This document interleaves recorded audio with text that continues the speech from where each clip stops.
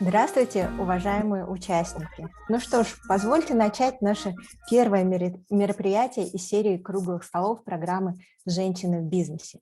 И прежде чем я представлю наших уважаемых спикеров, давайте немножко организационных вопросов. Да? У нас мероприятие двуязычное, на английском и русском языках.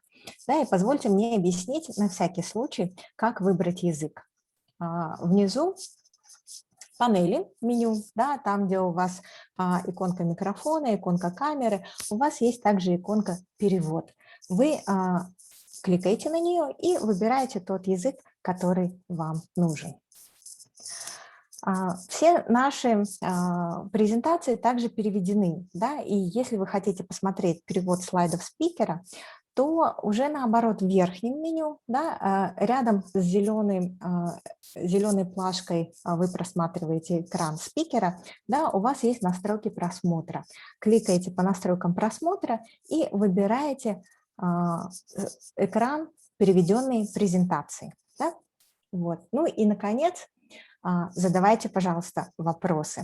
Для того, чтобы отправить вопросы в чат, выберите, пожалуйста, меня, модератора, да, и отправьте мне ваш вопрос, и я с удовольствием их озвучу спикерам в конце их выступлений. Да. Ну что ж, с организационными вопросами покончено. И давайте перейдем уже, собственно, к мероприятию. Да? Для меня большая честь представить наших спикеров. Итак, Эрдал Кочуглу, региональный директор, Франкфуртская школа финансов и менеджмента. Агрис Приманис, директор по Казахстану, Европейский банк реконструкции и развития. Сима Унал, консультант по МСБ, банк PNB Paribas. Кайрат Шалабай, старший финансовый эксперт по МСБ, Франкфуртская школа финансов и менеджмента. И я с удовольствием передаю слово Эрдалу. Эрдал Кочуглу, региональный директор Frankfurt School. Thank you very much, Anelia. Good afternoon, dear participants. It's my great pleasure to welcome you in our first virtual Women in Business Roundtable event. As we have all experienced, COVID-19 severely hit the economies and everyday life of ourselves. But despite all these challenges, I believe pandemic has also fostered learning and knowledge exchange among us.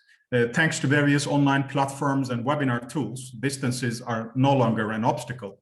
So we are more prone to share our lessons learned and experiences with other people in different parts of the world. With that in mind, we have designed this virtual Women in Business Roundtable series within Kazakhstan Women in Business program. We will have, of course, women banking and gender finance at the center of our approach, and we are going to analyze both the challenges and opportunities for our financial institutions to better serve women-led SMEs. But at the same time, we are planning to cover a broad spectrum of subjects ranging from risk management to credit analysis and scoring, from digital banking to product design, from non-financial services to marketing and client segmentation, so on and so forth. Starting from March, we are planning to organize one virtual roundtable event in each month with our distinguished speakers, practitioners, and leading experts. You will have a say while we are defining the subject of the upcoming roundtable, and your preferences will be taken into account as well.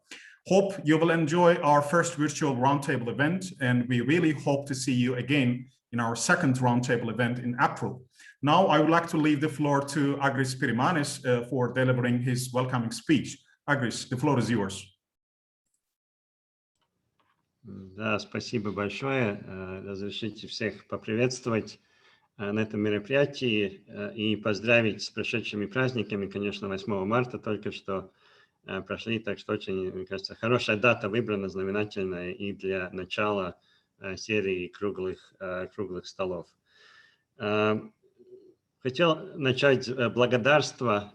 Конечно, программа «Женщины в бизнесе», она не существует в изоляции, она возможна только из-за уже долгосрочной поддержки правительства Казахстана, Дому, а также наших дорогих банков-партнеров Фортебанка, Казанова, Банк Сентеркредит, КМФ, Анур Кредит и Шенхан Банк, и также, конечно, региональных ассоциаций бизнеса и многих других наших дорогих друзей, тоже спикеры сегодня, да, у нас много коллег, друзей по всему Казахстану и за Казахстаном, которые позволяют нам, ну, я считаю, очень успешно внедрять программу «Женщины в бизнесе».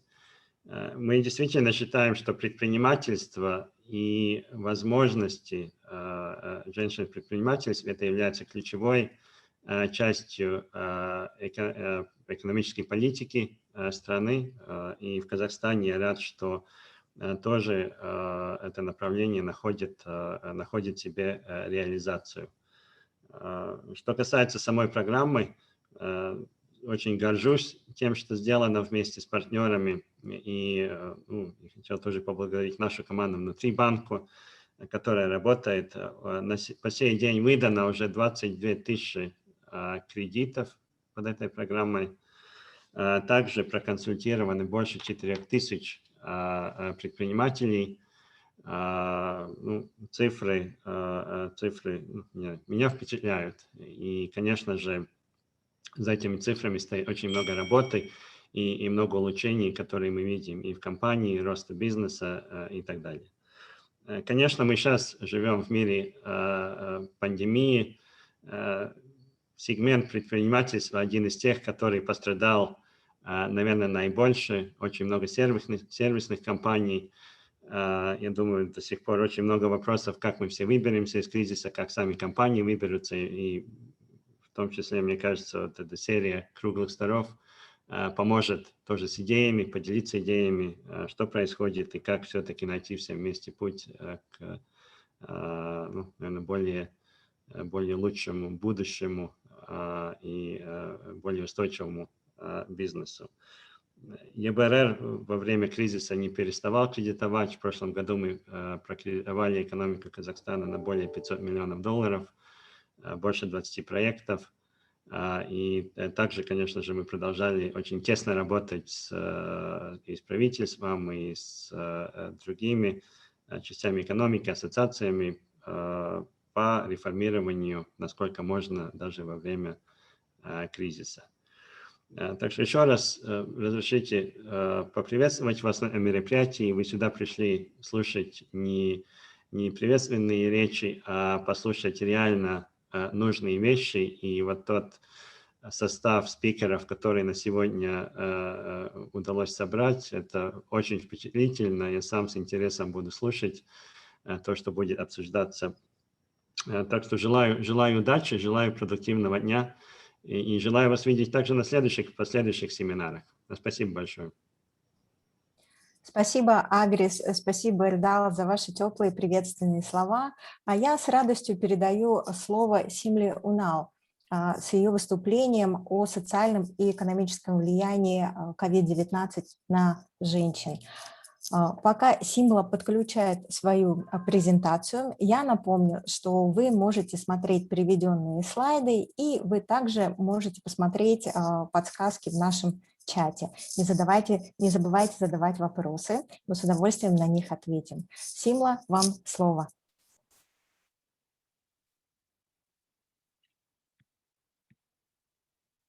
Thank you. Hello, good morning and good afternoon.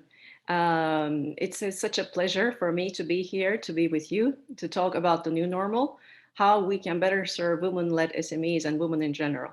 Well, this is a big topic that we can talk for decades, but I will try to keep it as short, intact, and as inspiring as possible. So let me start, and to do this, I would like to start with some figures and allow me to share my screen with you. I hope everybody can clearly see my screen. Okay.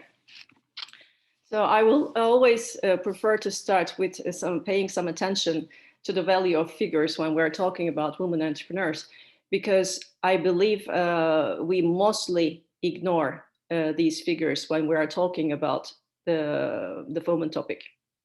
So women make 65% of the global consumer spending, which is $20 trillion in the world.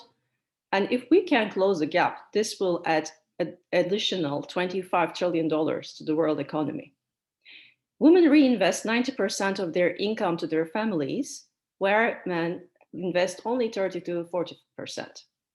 If we can rise the women's education by 1%, this adds the GNP by almost 4% in the world, in the local economies. Well, half of the population are women, but only 25% of SMEs in the world are owned by women, unfortunately. And the global workforce, what the woman has in share is only 40%. And the numbers are not very much promising, even in the developed countries, because only 6% of the British women run their own businesses. Well, we have a huge potential when we're talking about the woman from an economic perspective, but when we look in reality, well, the things are not very promising. It looks like it's not only a nice thing to work with women and for women, it's also a smart thing to do.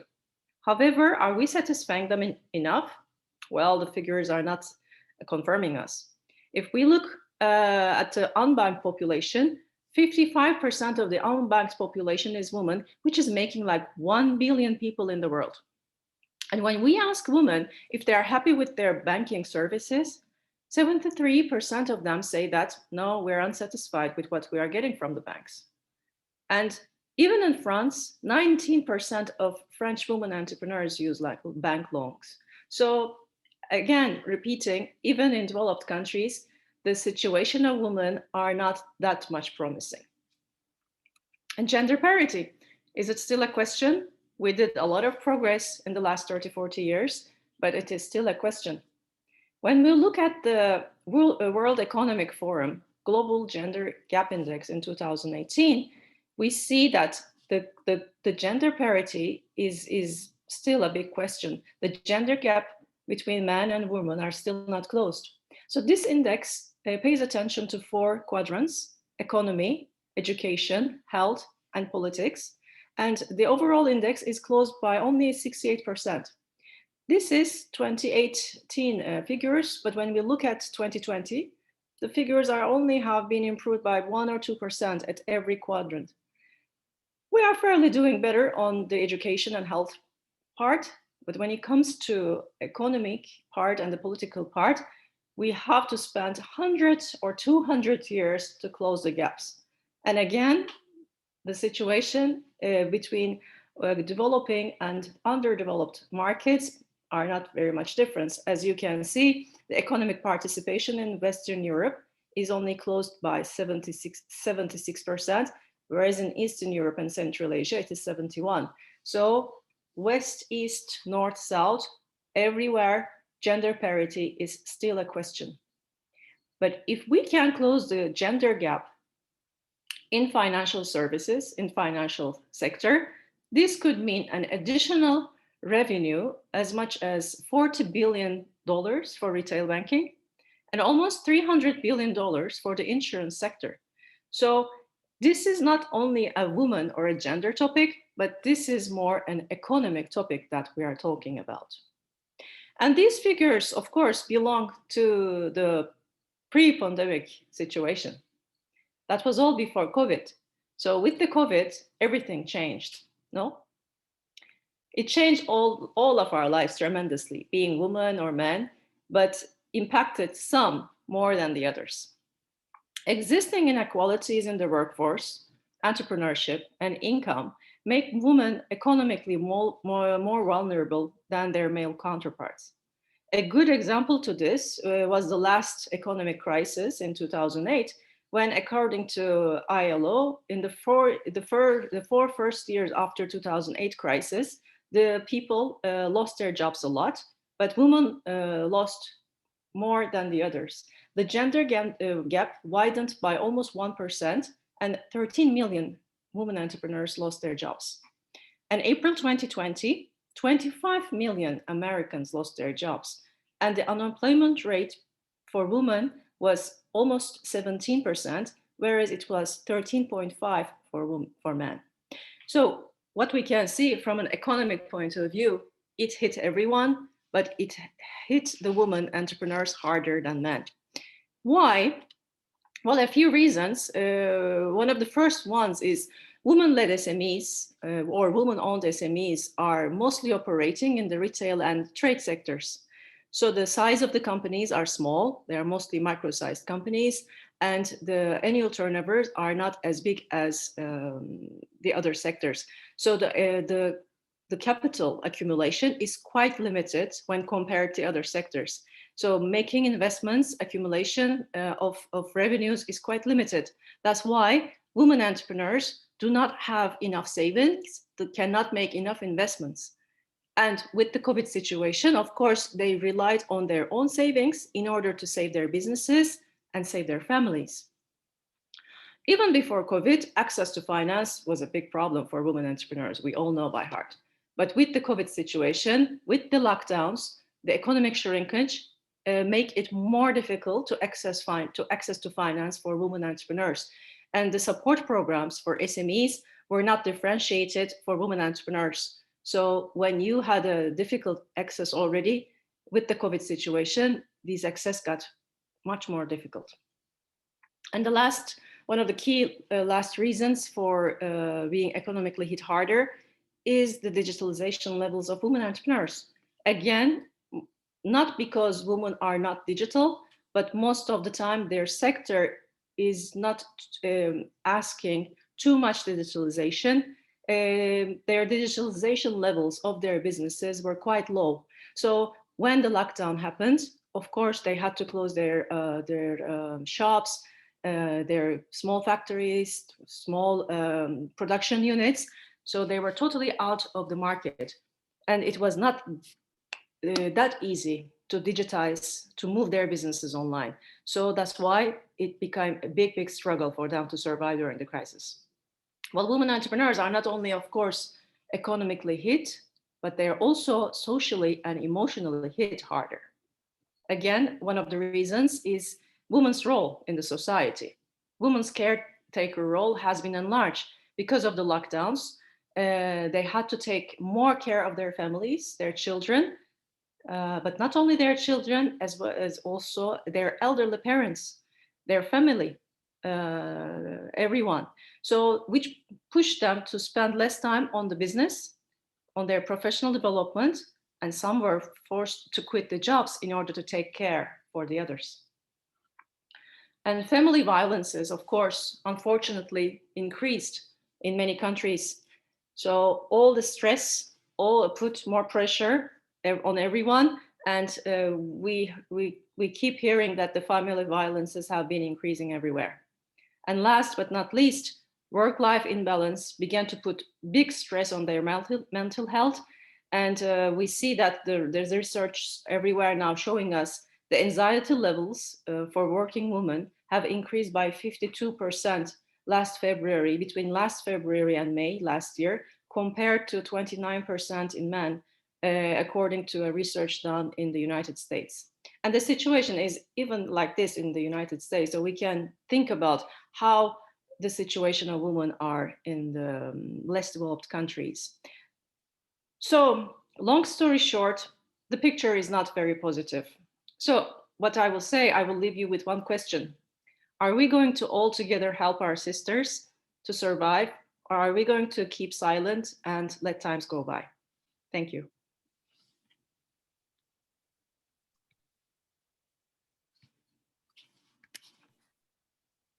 Симла, спасибо большое за ваше видение той ситуации, за обзор той ситуации, которая происходит в мире. И теперь я передаю слово Кайрату Шалабай для того, чтобы он рассказал о результатах исследования, которые показывают то, что происходит в нашей стране. Кайрат. Добрый день, уважаемые участники. Я надеюсь, меня хорошо слышно. Я сейчас подключу свою презентацию. Пока Кайрат подключает презентацию, я напомню, что ваши вопросы вы можете отправлять в чат. Выберите, пожалуйста, адресата модератор, то есть меня, и я с удовольствием озвучу ваши вопросы в конце выступления спикеров. Спасибо, Аналя. Спасибо, Аналя. Сейчас я расскажу о исследовании, которое мы провели в прошлом году. Это исследование о влиянии пандемии на сектор МСБ в Казахстане с фокусом на женщин-предпринимателей МСБ, возглавляемые женщинами.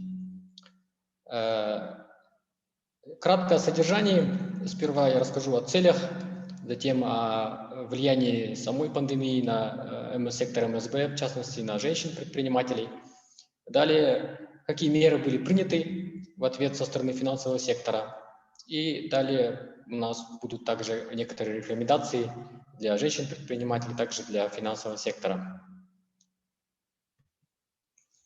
Целями исследования было понять, на самом деле, как затронула пандемия сектор МСБ, с фокусом, конечно же, на женщин-предпринимателей, то есть углубиться и показать разницу между женщинами и мужчинами-предпринимателями, какие различия наблюдаются, влияние на их деятельность на пандемии. Также мы хотели бы понять в результате исследования, как банковский сектор МФО отреагировал и какую поддержку оказал сектору МСБ.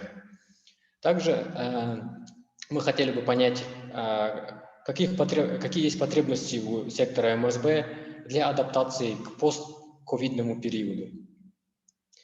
Результаты исследования могут быть использованы нашими банками-партнерами, также другими заинтересованными сторонами, чтобы пересмотреть свои подходы, пересмотреть свои продукты, предложить какие-то новые продукты или услуги для сектора МСБ, женщин-предпринимателей. Значит, сама методология состояла из того, что мы производили опрос сектора МСБ с фокусом на женщин-предпринимателей. Также мы смотрели на сторону предложения, то есть на финансовый сектор, какие услуги, продукты и реакция финансового сектора на пандемию. Было проведено онлайн-анкетирование, также были проведены телефонные интервью. Это было произведено с помощью наших партнеров, наших финансовых институтов, участвующих в проекте. Также был задействован фонд ДАМО, за что мы благодарны нашим партнерам за содействие.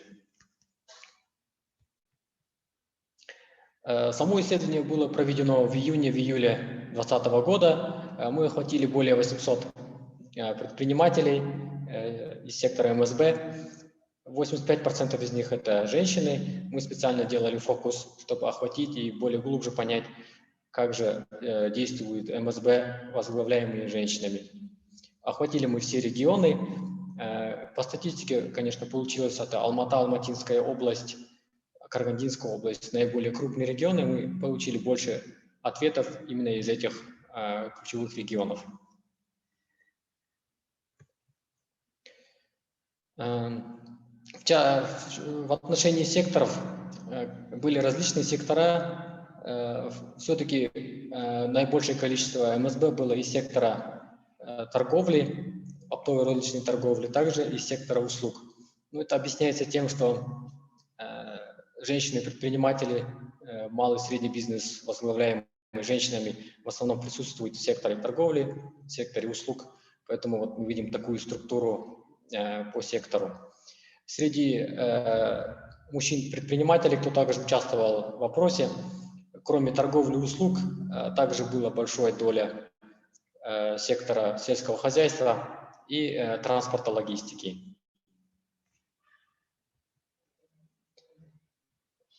Наш первый вопрос, конечно, был, как же подействовала пандемия на вас, на ваш бизнес?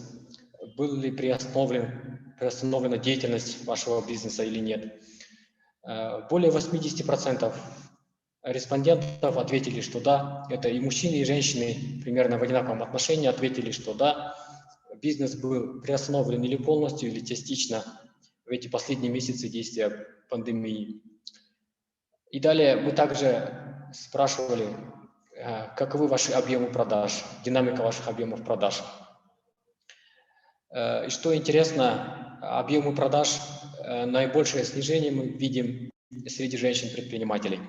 их объем продаж упали в большем отношении, чем у предприятий МСБ, возглавляемые мужчинами. Далее мы спрашивали, какова занятость сотрудники компаний, было ли сокращение среди сотрудников компаний. Здесь большинство компаний ответили, что да, были сокращения, частичные сокращения. Опять же, есть разница.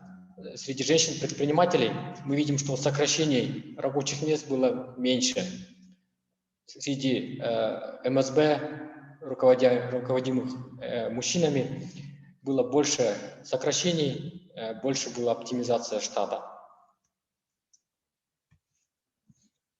И один из интересных вопросов, который мы хотим здесь показать, это какие же проблемы были, основные ключевые проблемы, из-за которых вы вот находитесь в таком тяжелом положении. Первый, самый явный ответ, преобладающий ответ, это был рыночный спрос. Практически и мужчины, и женщины, и МСБ ответили, что падение спроса на их товары и услуги. Среди женщин это наиболее ярко выражено, 52% респондентов ответили, что снижение спроса – это основная проблема. Далее есть также проблемы, связанные с логистикой. Конечно же, это транспорт, доставка. Мы понимаем, что в этот период были задержки, были сложности с логистикой товаров и услуг. Основные выводы, которые мы можем сделать. Большинство опрошенных МСБ, они ответили о снижении объемов продаж, о приостановлении полным или частичным своего бизнеса в последние месяцы. Это наблюдается по всем секторам, по всем регионам Казахстана. Второе, это есть некоторые сектора, как сельское хозяйство, IT-коммуникации. В этих секторах мы видим, что влияние пандемии было наименьшее. Эти сектора проходят пандемию более в лучшем состоянии. Также, связанные с бизнес-деятельностью МСБ, мы видим сокращение рабочих мест. Во всех секторах также наблюдается сокращение рабочих мест. Какие гендерные различия есть? Влияние пандемии на МСБ, женщин и МСБ мужчин. Первое, в отношении объемов продаж среди женщин-предпринимателей это наблюдается более сильное снижение продаж в сравнении с мужчинами-предпринимателями. Далее, второе основное различие – это то, что женщины-предприниматели меньше сократили свой штат. Все-таки им удается удерживать штат, удерживать компанию на плаву и сохранять рабочие места больше, чем это делает МСБ, руководимые мужчинами. Ожидания и прогнозы. Нам, конечно же, было интересно узнать взгляд на будущее, на перспективу наших МСБ. Что интересно, большинство респондентов ответили, что мы смотрим позитивно, будет бизнес или будет стабильно на этом же уровне находиться, или будет наблюдаться рост в следующие 6 месяцев. Женщины-предприниматели смотрят на это более позитивно, больше женщин, кто ответил позитивно, их больше, чем мужчин. Что касается ресурсов для продолжения деятельности, к сожалению, многие отметили, что ресурсов достаточно для продолжения бизнеса на ближайшие 2-6 месяцев. Далее они будут испытывать затруднения, если такая же ситуация сохранится. Интересный вопрос был о адаптации к постковидному периоду. Мы спрашивали, есть ли необходимость изменения бизнес-модели для адаптации периода после завершения ковида. Что интересно, женщины, 72% женщин ответили, да, есть необходимость изменения их бизнес-модели. Среди мужчин также было большинство, но их было 63%, кто ответил, да, есть необходимость изменения. В отношении своего будущего своего бизнеса большинство компаний видят продолжение деятельности, и опять же есть разница между мужчинами и женщинами. Большее количество женщин видят необходимость диверсификации в другое направление бизнеса. Среди мужчин этот показатель 10, среди женщин это 17. Интерес к финансовым и нефинансовым услугам. Конечно же, мы спрашиваем, какова необходимость и заинтересованность в кредитовании и в других финансовых услугах, продуктах. В целом респонденты 50 на 50 разделились мнения. Половина респондентов планирует обращаться за кредитом. При этом среди мужчин этот процент больше. Мужчины более активно планируют воспользоваться кредитованием. Нефинансовые услуги. Мы специально выделили это в отдельный слайд. Это здесь очень интересная информация, на наш взгляд. Нефинансовые услуги – это все, что не касается кредитования, это любая нефинансовая поддержка, консалтинг, обучение, нетворкинг. Мы спрашивали, есть ли необходимость в информации, и 65% женщин ответили, да, мы ищем информацию, нам это необходимо. Мужчины ответили всего 40%, да, мы ищем необходимую информацию. В отношении нетворкинга 40% женщин ответили, да, нам нужен нетворкинг, и всего лишь 12% мужчин есть необходимость в нетворкинге. Также есть большая разница по бизнес-консультациям, коучингу, тренингам. Под тренингом женщины предпочитают, конечно, тренинги. 50% женщин считают необходимым получение тренингов, и только 12% мужчин нуждаются в тренингах. Здесь явно выражена необходимость, потребность женщин-предпринимателей в нефинансовых услугах. Здесь мы приводим некоторые комментарии участников опроса. Одна из участниц опроса заявляет, что закрытие бизнеса – это не вариант для нее. Если закроет бизнес, то откроет другой. И она все равно продолжит свой бизнес. Второй клиент, второй опрошенный дает следующий комментарий. Я собиралась обратиться за кредитом, но сейчас это вряд ли возможно. То есть некоторые женщины думают о расширении бизнеса, о получении новых кредитов, несмотря на кризис. И некоторые женщины очень сильно мотивированы продолжать свой бизнес, развивать его, несмотря на пандемию. Теперь, что же финансовый сектор? Финансовый сектор, наши партнеры, финансовые институты, участвующие в программе, все они отреагировали на пандемию довольно быстро. Во всех финансовых институтах предоставлена была отсрочка, пересмотр условий на некоторый период для облегчения выплат в период пандемии. Все наши финансовые партнеры ответили адекватно, предложили гибкие условия, чтобы вместе с МСБ пережить этот трудный период. Далее, также финансовые партнеры программы продолжают кредитование. Это проделывается в рамках текущих продуктов. Также есть предложение новых продуктов, были внедрены новые продукты, именно ориентированные для женщин в том числе. Новые продукты и услуги. Многие наши партнеры внедрили цифровые каналы, дистанционные обращения за кредитами и обслуживание. Здесь тоже мы видим хороший прогресс. Наши финансовые партнеры отвечают на потребности бизнеса и улучшают свои цифровые услуги. И последний слайд. Здесь мы хотели бы вкратце сказать о рекомендациях, что это исследование нам показало. Для финансовых институтов мы видим необходимость, надо постоянно все-таки пересматривать свои продукты, услуги, или формат, или каналы предоставления услуг, или сами новые продукты. То есть мы должны постоянно находиться в поиске. И самое главное, наверное, для финансовых институтов – это нефинансовые услуги. Мы видели, что очень большая разница в потребностях между женщинами-предпринимателями и мужчинами-предпринимателями. Женщины все-таки больше ищут информацию, консалтинг, обучение, поэтому вот эту вот потребность надо постараться закрыть. И рекомендации для МСБ. Мы видим, что сейчас на рынке появляется много различных каналов, возможных цифровых платформ, поэтому мы считаем необходимо идти в цифру, цифровизировать свой бизнес, максимально возможно уходить в онлайн и в цифровые каналы. И также период кризиса, это период также для саморазвития, появляется много возможностей на рынке. для саморазвития, развития каких-то личностных, управленческих навыков.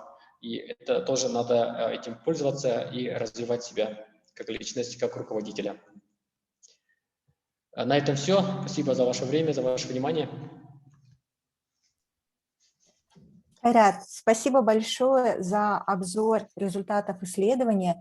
И я передаю слово снова Симлю Нау. Она расскажет нам, какие возможности есть у финансовых институтов для того, чтобы стать лучшим партнером для женщин-предпринимателей. Симла, вам слово.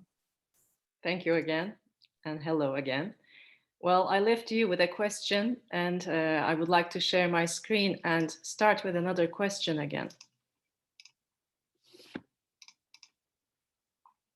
So, well, when we talk about a crisis, we know it's a threat, but there's also an opportunity. So we don't have to really burn down the ships, but we have to look in front of us and decide what we need to do. So the past is past. This is a new normal. We have to adapt ourselves and try to see what the opportunities are in front of us all together. So I hope, and I'm sure that your answer to this question is no. We don't want the pandemic reverse years of progress with gender equality.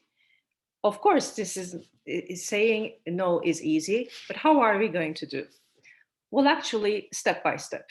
That's the only secret. If we don't have any magical sticks to do this, but we will start small and grow by time. And I will try to share 6 different ways on how to start. And we heard from the market research, we heard a lot of positive things too. So we can really rely on what we heard from women and male entrepreneurs. So we can start with promoting non-financial services, no? So just a reminder, non-financial services are the value-added services that complement the financial offerings of a financial institution. And they focus mainly on 4 key challenges of women entrepreneurs: access to information, access to capacity building, access to mentoring or coaching, and access to networks. So 4 problems are in front of us. And we may think, well, during the pandemic time, is it the right time to do it? Well, yes, this is what we heard from Kyra, no? The good news is that Kazakh women-led SMEs are asking for non-financial services. So it's the right time. It was always the right time, but now maybe it is a better time to offer non-financial services. I'm not going to repeat what Kyra has already said, but what I can say is that women-led SMEs see non-financial services as effective means to enhance their knowledge and skills professionally and personally. So there's a big opportunity. How can we start? Maybe we can do simple things. So what I want to share throughout this presentation is that there are different ways to do different things. So there is no one fits for all. We have to think about what we can do for what we hear. The voice of the customer is very critical. So for that reason, I'm going to try to share different experiences from the different parts of the world, how other banks or how other financial institutions are doing to satisfy the customer needs, especially women-led SMEs. So we can start, in order to promote non-financial services, with providing some information. Information dissemination services can be in the form of digital platforms, web pages, printed materials like brochures, blueprints, or can be in the form of call centers. And like in NatWest situation, which is a bank from UK, serving SMEs, more than 8 million clients in UK, they have women in business initiatives where they try to support women entrepreneurs at all sizes. And they made a partnership with a portal which is also reaching women entrepreneurs. Every Woman's Online Platform partnership is aimed to offer inspiring success stories, information on various topics, including how to access to finance for women entrepreneurs. So this partnership can easily serve the way for women entrepreneurs to go online, to check the information they want, and just find solutions for their own strategic problems. The point in information dissemination service is that we provide information on a relevant on a medium that women entrepreneurs ask for, and then they interact with this information. Another way to do it is, again, about NatWest solution, NatWest Business Hub. This time, they don't partner. They do the digital platform internally. So Business Hub is an online platform for all SMEs, some sections dedicated to women entrepreneurs, and so that women entrepreneurs or SMEs in general can find information, article, and practical toolkits of their choices. For example, when you see in the screen, the middle picture, there are 4 topics in the business guidance: cybersecurity, leadership management, sales and marketing, and so on. When you click on one of them, you go to more details and you see latest articles where people share their stories, some news, some related articles, and some related market studies where women can easily find the information. Rather than going on Google, you can find more filtered information and more updated information in these networks. When we come to trainings, there are different ways to do it: online, offline. One example is from Turkey, this time from TEB. TEB Women Academy is a learning and networking platform, used to be, and of course, a physical event before COVID, where the bank provides different type of workshops in a half day or a full day physical event format with the partnership of business coach companies, consultancy, and training companies. So here they talk about, in the workshops, about business management or leadership skills, because this is a very important topic for women entrepreneurs. And there are also inspirational, motivational speeches by successful women entrepreneurs on stage.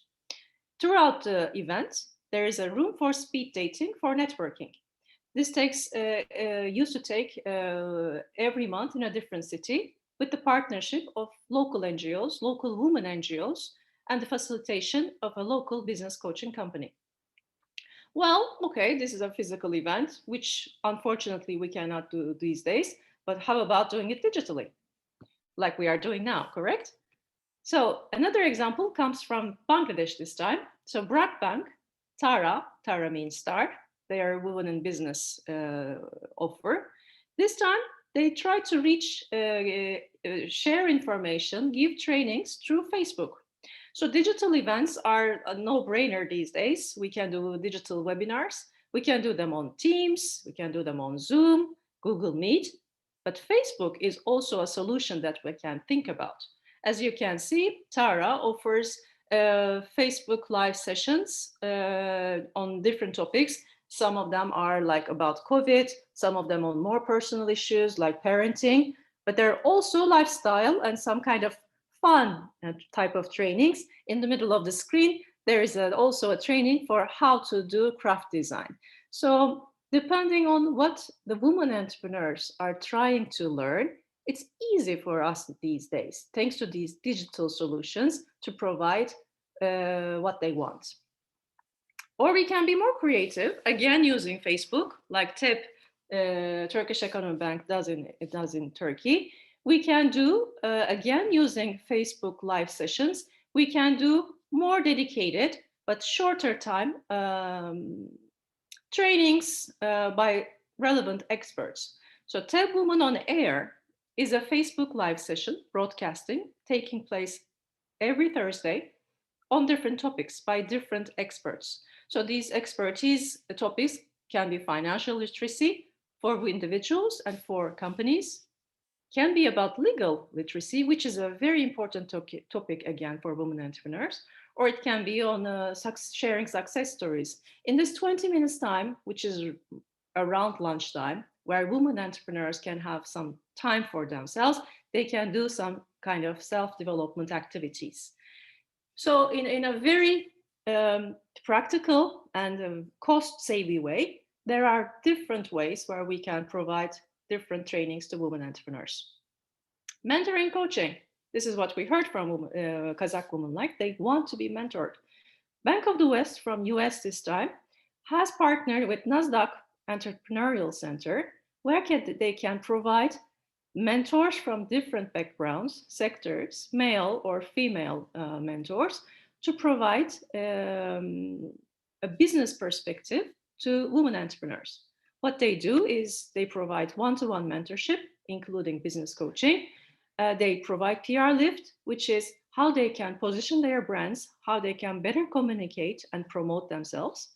They do individual goals, milestone settings, how to write their business plans, and they do a follow-up mechanism for the next 3 to 6 months periods, how they can achieve their business goals.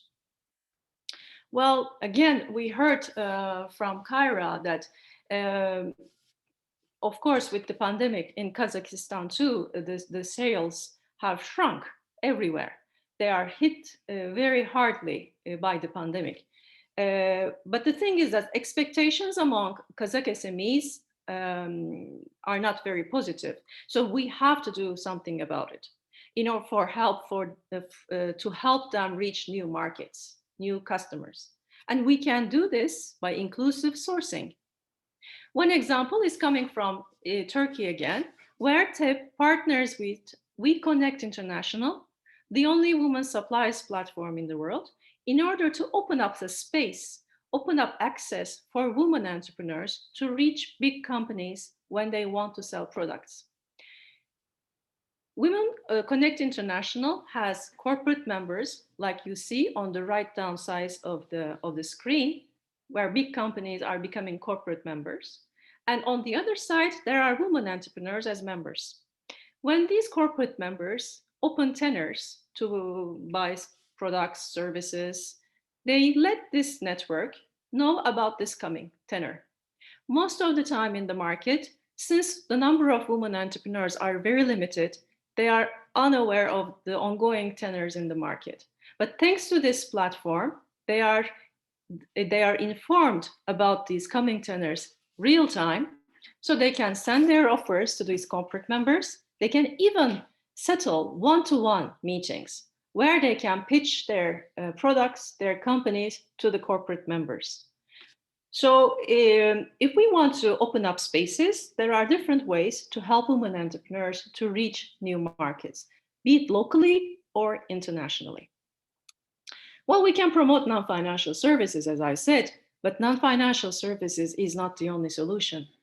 And let's not forget that non-financial services rely on the financial offerings of an institution, of a financial institution. So we need to provide financial solutions at the end of the day, but we have to do it, I guess, in a different way. We have to start building differentiated financial products. Yes, we can provide a loan, but how are we going to differentiate it? These days, anything can be differentiated if we can do the right things with using the right methodology.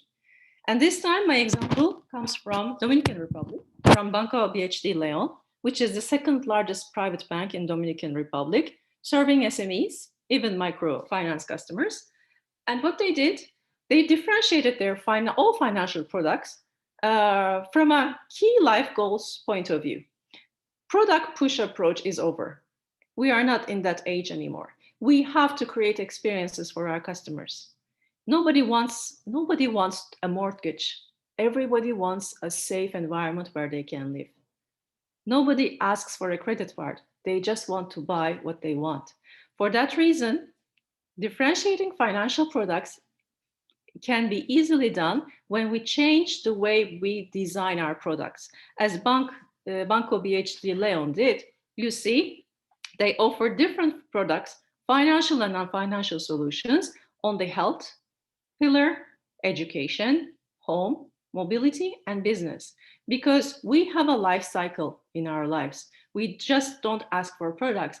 At the key moments of this life cycle, we will be asking for different solutions. So if we can manage these key moments in a woman's life, like graduation from school, setting up a new business, getting married, getting a child, getting divorced, helping elderly parents, whatever we can, how we can design this journey, then we can easily differentiate our financial products and be unique in our markets.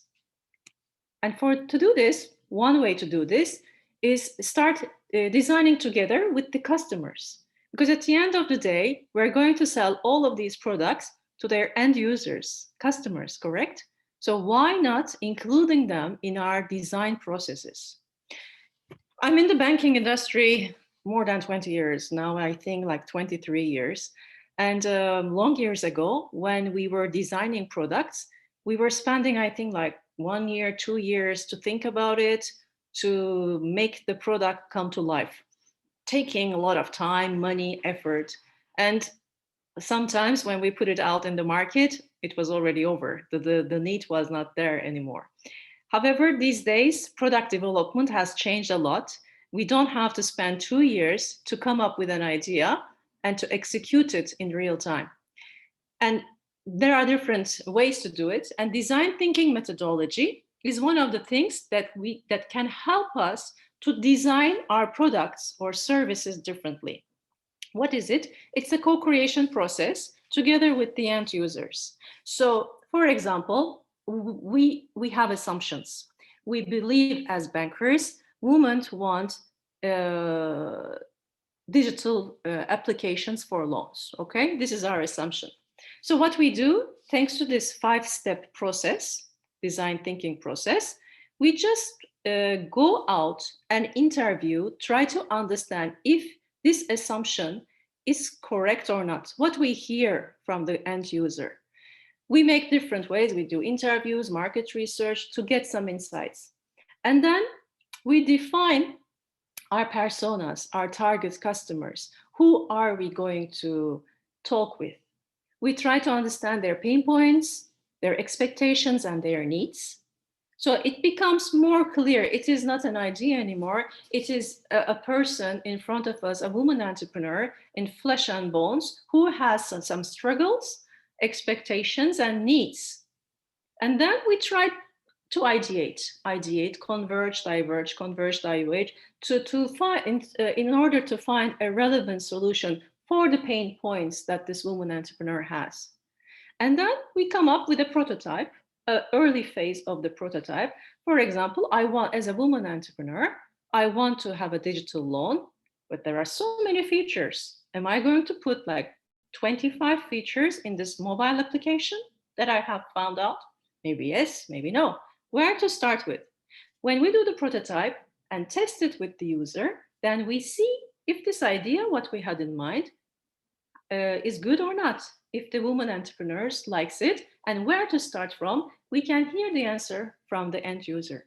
So financial services or non-financial services should be and can be designed by different processes, and design thinking coming from Stanford, from US, can be one of the things that we can easily use to better serve our customers. Because women entrepreneurs do not want feminized or pink products. They want solutions, they want good experiences so that they can ease their lives. If we don't do this, this is what we get at the end. We do the design, but the user uses his or her own shortcut. So at the end of the day, all the money that we spent for the stones, for the payment is gone, is wasted, because the woman entrepreneur uses his own way and we're out of market. Another way, what we can do in order to help our women entrepreneurs is, we heard from the market research that the EBRD has done, they want to get digitized. And one of the reasons why they were hit economically was their low level of digitalization. So as NatWest, again, does, we can try simple ways to start with. In the Business Hub, as NatWest does, they provide information about how to get digital. You don't have to immediately teach them how to do it, but we can provide tips and tricks, promote partners, promote ideas, promote methodologies, and promote techniques like I did for the design thinking part. Providing digital tools in the websites, in mobile applications, can be one of the ways how we can make them familiar with some digitalization processes.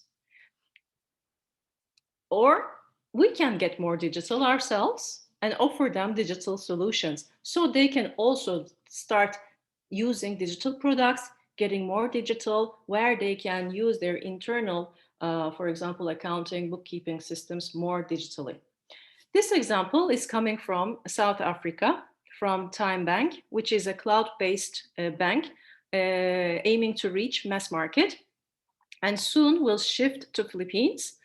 Time Bank is in South Africa is offering three different solutions.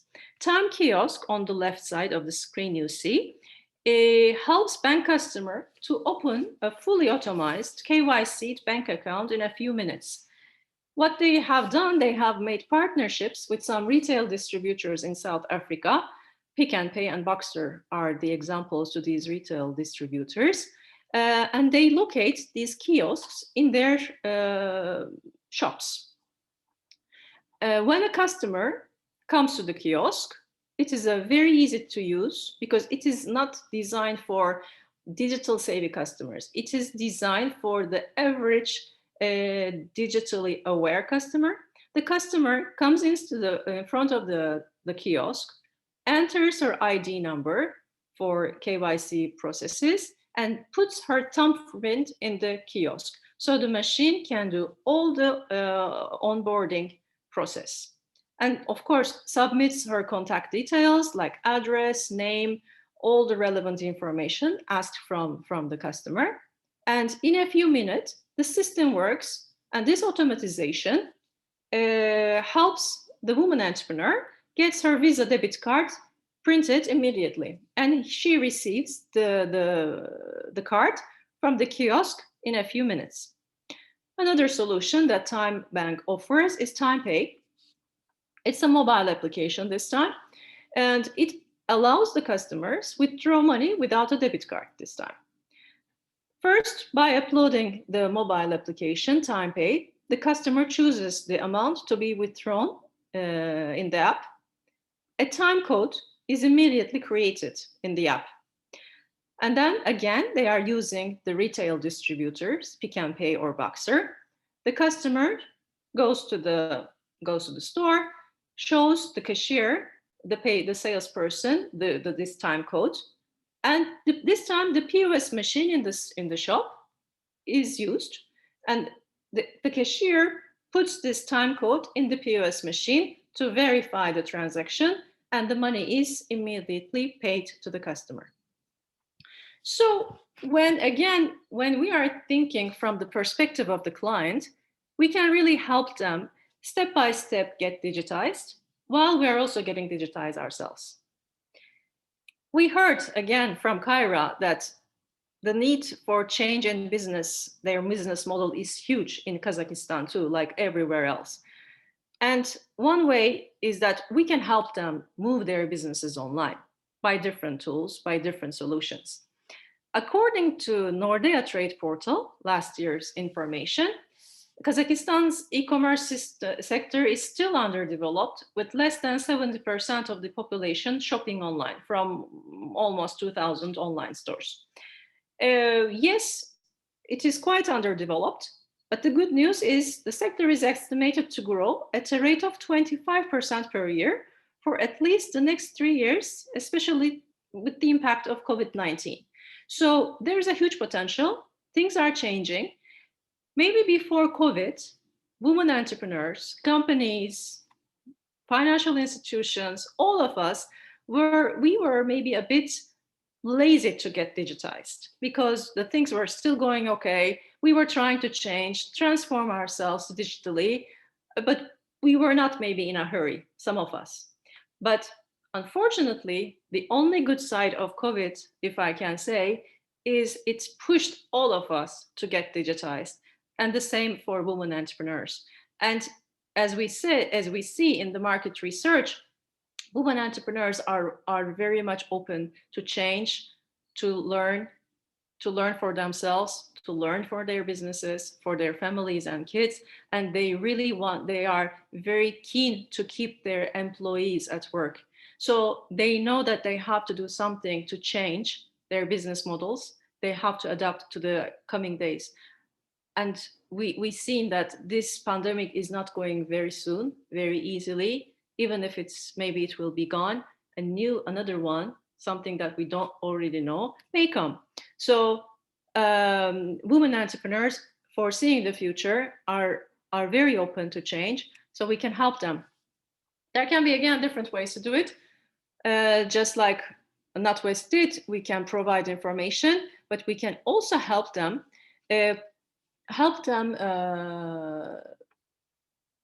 use different companies when they want to buy some solutions. What I mean is that these days, building a website, building an e-commerce platform, e-commerce business is not as difficult as before. Before COVID, in the recent years, things were changing, and now there are so many platforms which are no code, which requires no code writing. Any person who has no idea about how to write a code, it is very easy with these no-code platforms to design web pages, online stores easily.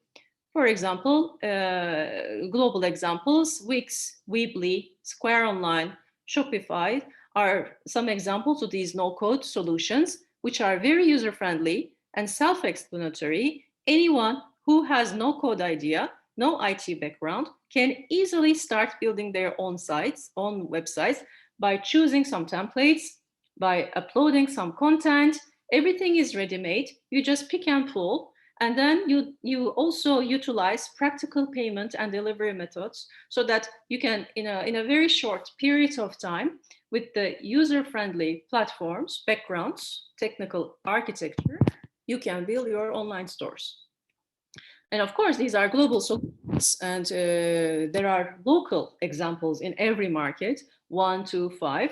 I don't know about the Kazakhstan markets who are exactly the platform owners, but there are so many digital agencies that can also help us to build solutions. And for this, one thing we can offer is we can subsidize the cost of building these online stores. We can partner with the existing solutions, or we can provide a financial product this time. I'm just thinking out loud. So we can say, okay, if you want to buy, I subsidize it. Half of the cost of building your store is coming from me. These websites in the UK, in the US, is monthly cost is around 20 to 40 euro. So it is a bit of cost. So share subsidizing the cost of building an online store can easily help selling new financial products sometimes, or helping them to get more digital and transform their business models. This is one solution. Another solution, why not partnering with some popular e-commerce platforms? Wildberries and Olix, I hope I did not pronounce it wrong, are two big e-commerce platforms in Kazakhstan. So why not partnering with them? Back in my career, I remember we were thinking about like the partnering with some e-commerce platforms in Turkey, and that was a big potential, because these websites, these e-commerce platforms, are also struggling to reach mass market. That's my experience shows, because they were saying, well, we really want to reach SMEs, women entrepreneurs, but with our sales forces, with our less knowledge about SME market, we don't know how to do it. Why don't we partner? They want to sell the store part, their marketplaces, to SMEs. And as the bank, we have lots of SME customers, women entrepreneurs. So we can easily open an access for these customers to open stores in these websites, for example, Wildberry. And the Wildberry can easily promote the bank. Again, we can offer a financial product saying that, okay, if you want to open a store, I pay your cost, I subsidize your cost, and I will promote you on the Wildberry website. And the Wildberry can make some discounts for the women entrepreneurs who wants to open a store in Wildberry. So it's a win-win situation. And thanks to the already designed web page, e-commerce platform, the women entrepreneurs can easily upload their products, can easily have the payment means, the delivery means and start selling their products. So it's all about changing the perspective and trying to find different ways to help them get digitized. Another solution may come from Nigeria this time. We can offer online marketplaces to our customers in-house if we don't want to partner or if there is no one to partner in our local markets. What we can do is we can define online marketplaces like digital catalogs. This is a very, actually, not a new idea, but these days, depending on the maturity of the market, it can be still useful. For example, First City Monument Bank in Nigeria, with their She Ventures program for women entrepreneurs, they're providing this website called Business Zone, where they can provide their financial and non-financial offers. They can provide trainings, but also this online marketplace. When you log in this website, the website asks you if you are a merchant or a non-merchant. You sign up as a merchant, and then on the right-hand side, as you can see, you begin to register your information. So you give your contact details, your company name, address, all the relevant information. You upload, if necessary, some pictures, of course, and then automatically your account in this business zone is created. As you can see on the right down part of the slide, there are lots of companies that have been ranked. And once the women entrepreneurs start building transactions, building business relations with these companies, they can also rate these companies.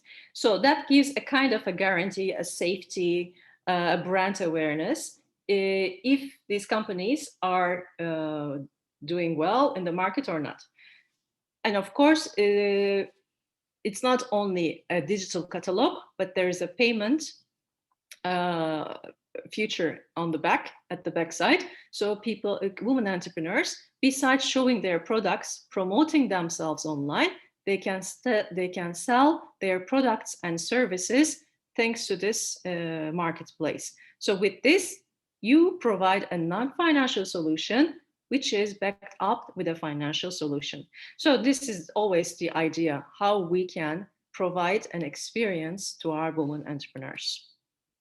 Well, last but not least, opportunity, which I foresee, is partnering in general. As you can see, until now, I mostly shared financial institutions offering solutions with some partners, and we can also partner with fintechs. Well, it's not a brainer, but now with the change of digital technologies and digital solutions, partnering with fintechs is becoming much, much easier. We learned them, they learned us. So many struggles that we have been facing in the last, let's say, 5 to 10 years are already solved.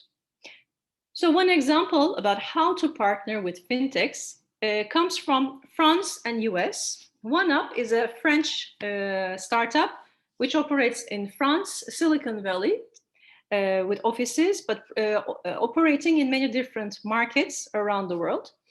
OneUp is an automated mobile application where a small business can easily use the accounting, invoicing, purchasing, and inventory solutions within this mobile application. OneUp, on one hand, sells this solution to small businesses in the market with a $9.99 per month if you want to buy this solution from OneUp as a small business, as an entrepreneur. Or OneUp partners with different financial institutions and provide white label solutions for them. So a small business, be it a digital application this time, can easily aggregate its banking accounts, her or his banking accounts. If mostly we see that SMEs are working 2 to 3 banks at one time, and account aggregation for them is quite a struggle. So thanks to this application, they can easily aggregate their bank accounts, their accounts from different banks, see their cash flow, money in, money out, and they can also make a forecast about the common payments in and out, very, very practically. And if there is a cash shortage in the coming days, there's now this time an opportunity for the bank to push the right financial offer, a banking loan, to the customer. So being as a solution, the customer can easily do its accounting transactions here. They can also send their invoices through this application to the counterparts. They can track record their inventory, and they can see everything in a very user-friendly, navigationally easy dashboard. So when we can think about how we can change things for our customers, partnering with fintechs is a good solution when we don't want to do things internally. As we can see, new normal bringing us a lot of threats, but at the same time, there are opportunities. As the Chinese proverb says, a crisis is a threat, but it's also an opportunity, correct? So we need to think that opportunities are endless. Whenever we want to see things from a positive side, the sky is the limit. But we need to not also forget that one size does not fit all. So I've shown you some interesting examples from different parts of the world, which some of them are easy to do, some of them more complicated, but at the end of the day, they are all based according to the voice of the customer. When we ask the customer, when we observe what they want, when we are really open to get their feedbacks, the solutions are endless. And the solutions do not have to be always done internally in the bank by our own resources, but there are also partnering opportunities, outsourcing opportunities, like all these banks that I have shown you has done and are doing. We need to pick the one that is fitting us. We don't have to make things complex. We don't have to make things expensive. We need to start small, test and learn and grow by time so that we can really satisfy our customer needs. And for that, there are many things to be done. And EBRD will be very happy to support you in all these steps that you may want to think. I'm sure some of you have already done, some of you have already started, and some of you are thinking very seriously on to speed up the process. And defining the business case, designing a customer value proposition, defining the right governance models, finding the right partners, communicating well to the customers, and measuring the success are the necessary steps that you have to keep in mind while doing so. And we will be happy to support you in your struggles, in your passions, in your dreams to serve and become the women champions of the Kazakhstan market. Thank you very much for your time and for listening to me today.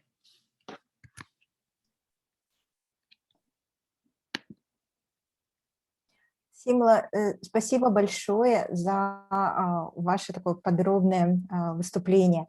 У нас есть вопросы, и давайте к ним перейдем. Итак, первый вопрос.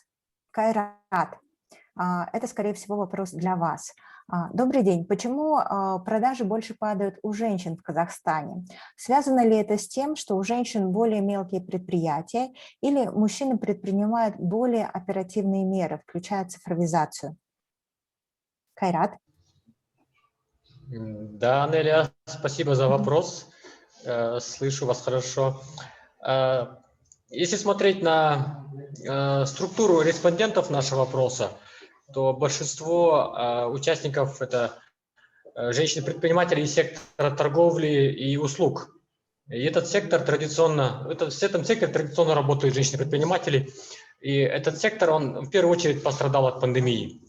И опять же, этот сектор, он наименее цифровизован из всех остальных секторов. У нас, если посмотреть, например, на наиболее такие густонаселенные регионы, южная часть Казахстана, здесь до сих пор традиционные базары и вот эти вот традиционные точки продаж существуют. И эти торговые центры, торговые базары, они были закрыты во время пандемии. Соответственно, сразу же это имело влияние на наших клиентов, женщин-предпринимателей. То есть первое – это структура сектора. Наши женщины-предприниматели в основном заняты в торговле и услугах. И эти сектора пострадали в первую очередь во время пандемии. Эти сектора наименее цифровизованы. И опять же, структура сектора МСБ. Больше женщин, по нашему опыту, все-таки это микро- малый бизнес. Соответственно, у них меньше запас капитала, запас прочности, чтобы инвестировать в какие-то новые технологии. Спасибо вот большое. эти основные причины. И также мы предполагаем, что во время пандемии все-таки были закрыты школы и детские сады. И опять же, это дополнительная нагрузка на женщин, домашние заботы. И, соответственно, меньше времени можно было уделить развитию бизнеса. Кайрат, спасибо большое за ваш ответ. И следующие вопросы, у нас их 5, они адресуются, Симла, вам. Первый вопрос. Есть ли потребность улучшать цифровизацию среди женщин? Как это делать и какие меры предпринимать? For sure, like I tried to explain in my presentation, what I see, what I hear, and based on my previous experience, also women are very open to be digital personally, because they are really under time pressure. When you are a business owner, you are dealing with your business, your staff, your market, your customers. But as women entrepreneurs, you are also have a role when after work, correct? So as a mother, as a wife, as the daughter, as the son, the daughter-in-law, the time management is very key. For that reason, they are very keen on using digital solutions, mobile applications, internet banking, social media. And they're also open to learn for themselves, for their businesses and families. For that reason, I don't see any obstacle for them to be digital, to be open to be digital. But as we have mentioned, in Kazakhstan or other parts of the world, they are they are micro-sized companies operating in trade and retail sectors, which are less digital by nature. So until now, they were not so much on e-commerce. For that reason, they need to be digitized these days. So lockdowns stop us, the pandemic stops us to sell physically. So there is a need. Their levels are less, but with different solutions, again, thinking about clearly the local market need, how they want to be digitized, what are the legal infrastructure as well as the technical infrastructure is in Kazakhstan. When we can combine things, then we can really offer solutions. So I'm here not able to show you which should be done like this, because we have to understand these infrastructure realities, the need, the nature of the businesses, and then find and customize the real solutions for women entrepreneurs. Спасибо, Сима. Да, следующий вопрос.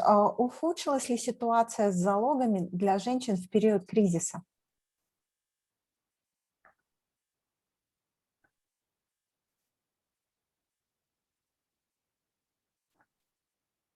I'm sorry, I couldn't. Ухудшилась ли ситуация с залогами для женщин в период кризиса?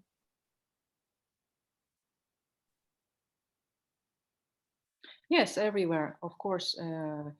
Because of the lockdowns, let's not forget that banking institutions are also companies. So the risk during the lockdown has increased everywhere. First of all, this was an unprecedented situation for everyone, for women entrepreneurs or the states, the governments, everyone around the world. So first we had to understand what was going on, how big this is, what needs to be done, how are we going to react, what is the risk, what is the potential. And during that time, of course, although also the demand side for the loans or for the mortgages have also stopped. Again, in front of a big unknown, we don't know how to do it. But in order to manage the risks, of course, the solutions, the financial solutions, loans in the market in general, be it mortgage or other solutions, have been shrunk. Collateral sorry, the collateral conditions for women. I'm sorry, the translation I could not get from the translation. The collateral conditions for women in some countries, yes, because the source in the market, the resources, the loan market got smaller. So for that reason, economic conditions of every company have been very, very deeply analyzed. And since we have a very small part of the cake to give to SMEs, women, be it male or woman, female or woman, of course, the banks, while they were offering these loans, they become more careful when giving these mortgages. And if there were some biases, unfortunately, in financial institutions against women entrepreneurs, or if they don't have any special products or value proposition women entrepreneurs, collateral expectations have increased in some countries, in some markets. It's true.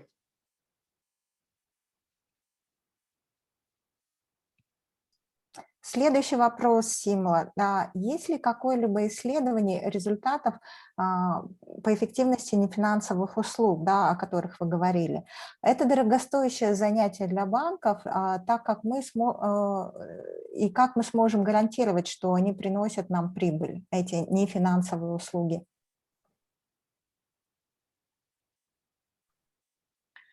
Well, I agree and disagree with you. It is an investment.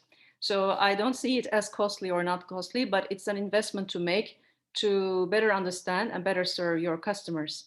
Yes, of course, you spend money, but again, all non-financial services are based on the business needs of a company. So what is your business strategy and how are you going to reach to this strategy? You can reach this by financial solutions, financial products, but there are also ways to do it with non-financial services. For example, first of all, return on investment of non-financial services are very high if you can really build it on your business strategy. I can give an example from TEB, where I led the Women Entrepreneurs Program. We have different solutions for these pillars, 4 different pillars of NFS, non-financial services: access to finance, access to trainings, information, and markets and solutions. So for the trainings, for example, TEB Women Academies, I shared with you in my presentation one example. It was done started to do in 2006, 5 or 6. And then TEB was a very small bank, had no SME or women customers.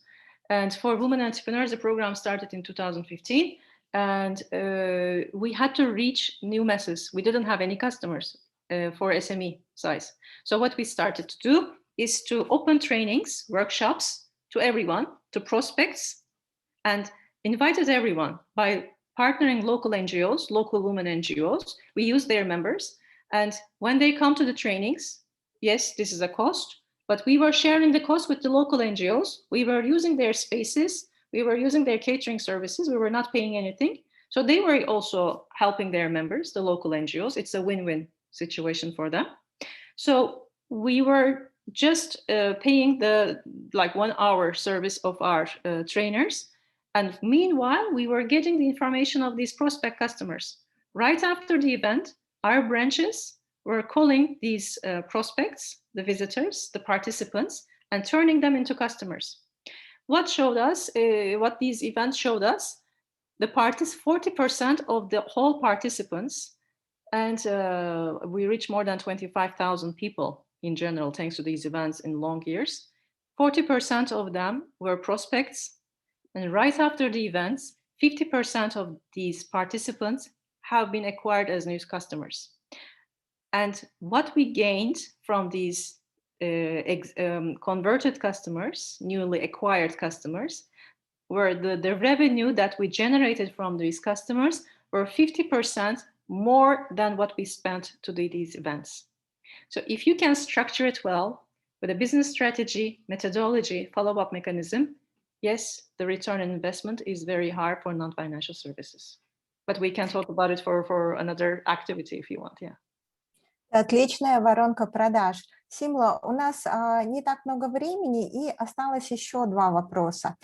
Если можно, очень краткие 2 ответа. Не могли бы вы подробнее объяснить смысл предложения страховых продуктов женщинам? Well, women entrepreneurs are very open for buying insurance products. Again, because of their caretaker roles, they buy products for themselves, first of all, for their health, for their pension, for retirement plans. They really care about the future. Again, in the very first, they reinvest their money in the business and their families, 90% of their income. So one of this junk goes to insurance products. They buy insurance products for the business, for the damage that they may cause with the business, for their staff, for themselves, for their kids' education, and for their family in general. So when you and they have, if you can differentiate insurance products, for example, cancer, women cancer packages, for example, or insurance products for education, where they can save for the education of their kids. These are very well appreciated. They are the biggest sellers, buyers of insurance in the world. Спасибо большое, Симла. И последний вопрос. Из вашей презентации понятно, что финтех-компании могут быть хорошим партнером для инноваций, но они также могут быть конкурентами финансовым институтам. Как финансовые институты могут обеспечить партнерство с ними, а не создавать конкурентов? Well, it's true. GAFA, like Amazon, Facebook, they can be competitors, but not all fintechs are competitors.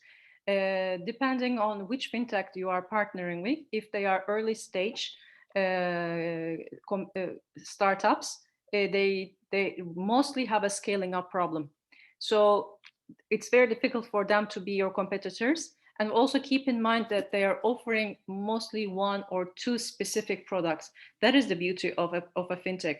As unlike banks, they don't try to solve all the problems of a customer. They focus on one product. So if you can find the right partner, they are very open to provide white label products to you and be a plug-in to your existing system so that they can also scale up with you.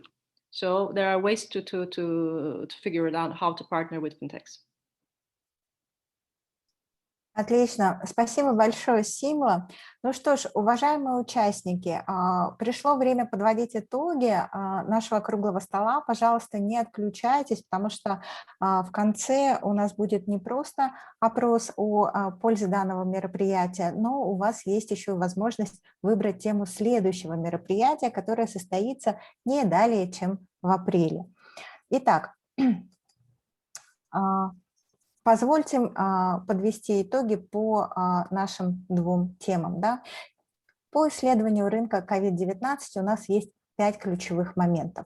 Во-первых, микро, малые и средние предприятия, возглавляемые женщинами, по-видимому, больше пострадали от мер изоляции в отношении их продаж доходов, в основном из-за снижения спроса на продукты и услуги. Во-вторых, в результате пандемии COVID-19 среднее количество сотрудников, занятых на предприятиях, возглавляемых женщинами, снизилось с 12 до 9. Однако женщины-предприниматели стараются сохранить рабочие места для своих сотрудников, независимо от последствий частичного или полного карантина. В-третьих, предприятия, возглавляемые женщинами, более открыты к изменению своих бизнес-моделей, чтобы адаптироваться к периоду после COVID-19. В-четвертых, помимо потребностей в кредитовании, подавляющее большинство женщин-предпринимателей ищут доступ к обучению, наставничеству, доступу к бизнес-советам, нетворкингу и информации. И, наконец, партнерские финансовые институты поддержали МСП в этот непростой период пандемии. Но, кроме того, на рынке существует еще больше возможностей для обслуживания МСП, возглавляемых женщинами, о чем говорилось в речи Симлы. В части женской экономики важные моменты, на которые мы бы хотели обратить ваше внимание, заключаются в следующем. Несмотря на значительное воздействие на экономику, гендерное равенство все еще остается под вопросом. Более того, женщины страдают сильнее от влияния COVID-19. Хорошая же новость заключается в том, что женщины-предприниматели и партнерские финансовые институты могут укреплять свои отношения на благо обоих. В текущем рыночном ландшафте Казахстана партнерские финансовые институты, помимо предложения дифференцированных финансовых продуктов, которые точно соответствуют потребностям женщин-предпринимателей, имеют огромные возможности для создания флагманских маркетинговых приложений для женщин, занятых в бизнесе. И эти приложения могут включать нефинансовые услуги, такие как краткосрочное бизнес-образование, образовательный контент, комьюнити-менеджмент, наставничество и мероприятия для нетворкинга, чтобы сделать рынок более доступным. Сотрудничество в процессе дизайн-мышления для совместного создания продуктов с добавленной стоимостью. И, наконец, цифровое сотрудничество на разных уровнях, от предоставления торговых площадок и полного цикла онлайн-обслуживания до партнерских отношений через финтех и передачи ноу-хау. В итоге возможности безграничны. Чтобы их использовать, партнерским финансовым институтам необходимо обратить внимание на женщин, выбрать цели, понять имеющиеся ресурсы и контекст и разработать стратегию, а затем реализовывать ее шаг за шагом, измеряя успех. Уважаемые участники, в завершении мероприятия, пожалуйста, дайте обратную связь, насколько ценным для вас получился этот круглый стол. Мои коллеги сейчас запустят опрос. В вопросе, который сейчас появится на ваших экранах, есть несколько тем. Отметьте ту, которая представляет для вас наибольший интерес. Мы будем рады узнать ваш выбор. Возможно, именно он и будет темой следующего круглого стола.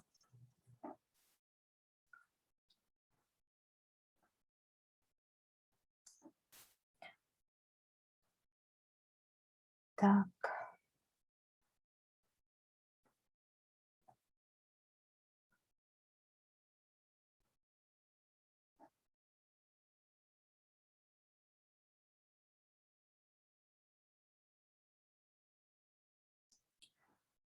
Так, одну минутку. Сейчас попробуем. Так, опрос появился на вашем экране.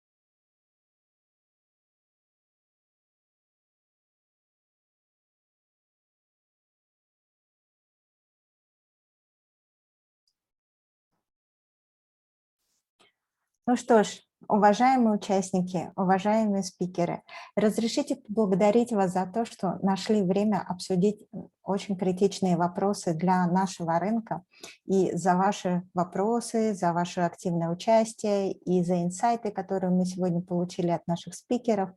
Надеюсь, что увидимся уже в апреле, да, и вы присоединитесь к нашему следующему круглому столу. Спасибо еще раз большое, и разрешите мне завершить данное мероприятие.